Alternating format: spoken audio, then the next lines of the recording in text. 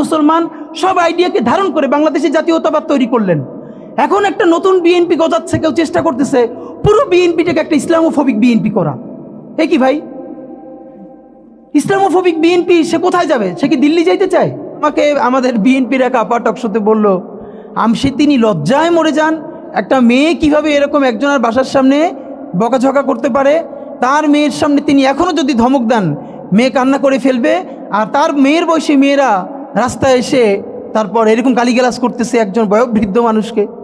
মানে মনে চায় কি, মাঝে মধ্যে মনে চায় আপনি কিছুই বলবেন না, চক্ষু বন্ধ করে থাকবেন। মানে আমি উঠে বলবো করে যে আপনার এই মেয়ে ঠিকই তো আছে, ও তো জুলাইতে রাস্তায় নামে নাই।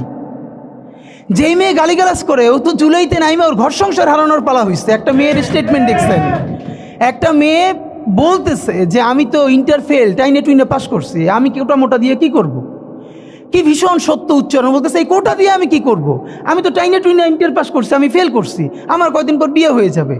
কিন্তু আমার ভাইয়ের রক্ত দেখে আমি থামতে পারি না, আমি রাজপথে নামে আসছি।